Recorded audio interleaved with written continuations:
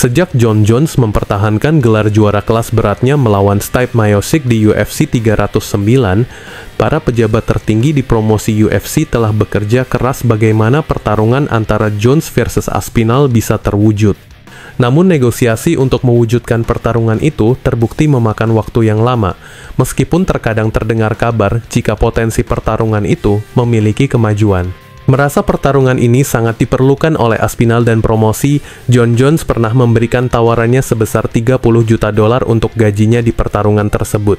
Namun dari jumlah angka yang beredar di media itu segera ditolak oleh Dana White. Namun Dana White pernah menyatakan baik Jones dan Aspinall akan menerima bayaran yang cukup besar mengingat pertarungan penyatuan gelar di kelas berat yang digelar. Meski demikian, Aspinall menjadi semakin tidak sabar dengan drama yang diperankan oleh Jones, yang membuatnya masih menunggu dan menunggu hingga saat ini. Dari wawancaranya yang terbaru, Aspinall membongkar kemajuan dari potensi pertarungan mereka dengan mengatakan, "Where we're at right now is I have spoke to the UFC on multiple occasions about this fight. I'm chasing it up. I want the fight. I've been on record and said that I want the fight. I've been on the phone with the UFC saying that I want the fight. When's it happening? I want the fight more than anyone. What is holding it up right now is his side. That's the truth of it. Does he want to put himself in a position where he's comfortable enough financially to take the risk that he's taking to fight me? And that is where we're at. Like the UFC tell me, they assure me that they are doing everything they can to make this fight. So it's totally, as far as I'm aware, this is now totally down to Jon Jones and his team to work that out, because I'm just waiting for the call right now. I'm 100% ready to go.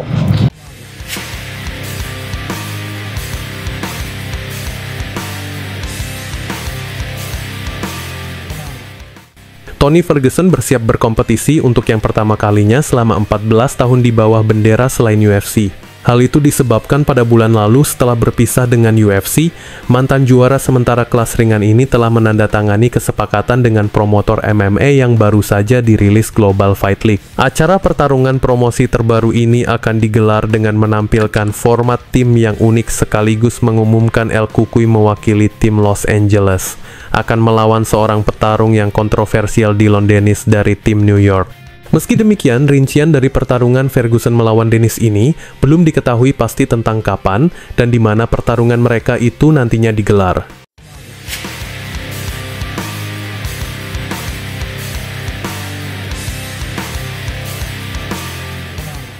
Março, em Las Vegas, a gente está apostando $200 mil para fazer uma doação para crianças carentes ou crianças do câncer. Muitas pessoas estão precisando dessa ajuda. Como o Ali e o Ankalaev, eles parece que têm 100% de certeza que eles vão ganhar de mim, então eu acho que eles vão aceitar esse desafio. Eu sou uma pessoa que sou pé no chão, consciente de tudo que eu falo, e não importa, tem que vir do Ankalaev, né, do empresário dele. Se alguém quiser patrocinar esses $200 mil aí e colocar no nome deles para fazer essa aposta, para mim não tem problema. Os $200 mil é do meu bolso, eu estou ciente. E assim, se eu vou ganhar, não sei, mas eu quero ganhar realmente. Eu posso perder, mas muitas pessoas que estão precisando vão ganhar, né? O pessoal do câncer. Então vem aqui deixar esse desafio pro Ankalaev, pro Ali, o empresário dele. Fique com vocês aí, tá aqui, eu não volto atrás. Então assim, galera, vamos lá, vamos comentar, marcar o empresário aí, o Ali, o Ankalaev. Vamos ver se eles vão realmente aceitar esse desafio, porque 100% de certeza que vai ganhar de mim. Tem que apostar. Tem que apostar. Os dois podem entrar em contato e tá fazendo um contrato, né, pra ficar tudo certinho. E vou deixar bem claro aqui também. Perdi, certo? Vamos fazer um negócio certo. O Ankalaev vai ver algo no país dele. Essa aqui é uma... Nah, dari tantangan Pereira ini bukannya tidak ditanggapi oleh Magomed Ankalaev dan manajernya Ali Abdelaziz. Bagi mereka mungkin tidak akan pernah berupaya meninggalkan kesan sebagai tim pengecut. Seperti yang disampaikan Pereira barusan, hanya dikarenakan dari rasa keyakinan yang mendalam dari tim Ankalaev bisa memenangkan pertarungan itu nantinya, sang juara tersebut langsung memberikan tantangan dengan bertaruh sebesar $200.000 Amerika atau berkisar di angka 3,2 miliar rupiah. Sayangnya seperti yang diklaim tim Ankalaev, mereka akan memberikan jawabannya pada besok hari. Hal itu jelas disebabkan ini masih dalam suasana bulan Ramadan, yang rasanya tidak baik membicarakan omongan-omongan yang bersifat taruhan seperti itu.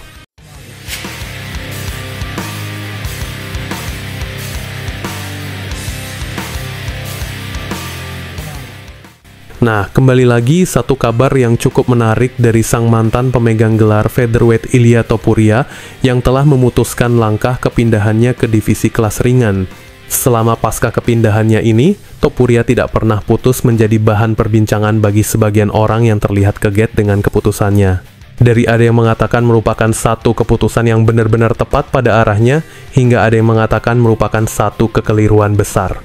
Dan yang terakhir, mantan juara ini dikatakan memiliki keyakinan yang kuat terhadap sesuatu yang tidak nyata atau tidak akan pernah terjadi.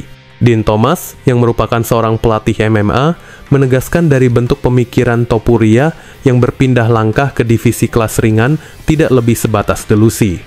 Yeah, it's wild to me that he's giving us up now. It's like there's no way a guy gives up pay-per-view points and his status as UFC champion this soon for no apparent reason. It seems like no real reason other than Dana he says just he doesn't can't want to make make the weight. Do you buy that? I don't necessarily buy that. Like, he's a young guy. I don't necessarily. It may be uncomfortable for him to make the weight, but I don't necessarily believe that he can't make the weight.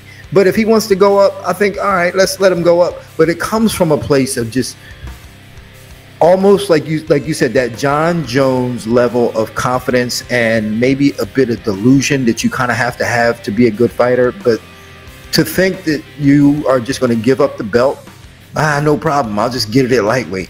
It's such a wild way of thinking. Islam Makhachev is the champion. Yeah, it's such a delusional way. It's just...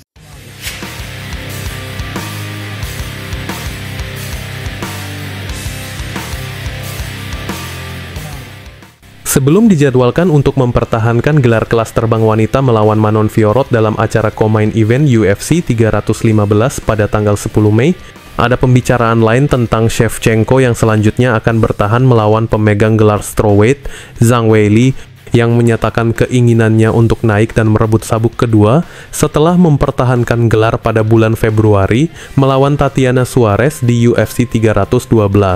Waktunya tampaknya belum tepat bagi Shevchenko, namun jika dia berhasil mempertahankan sabuknya melawan Fiorot, maka gagasan Shevchenko untuk pertarungan supernya melawan Weili akan terbuka lebar.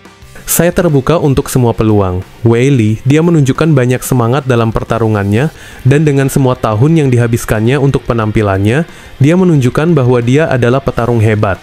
Kenapa tidak? Ini pertarungan yang luar biasa dan saya pikir semua penggemar akan senang melihatnya.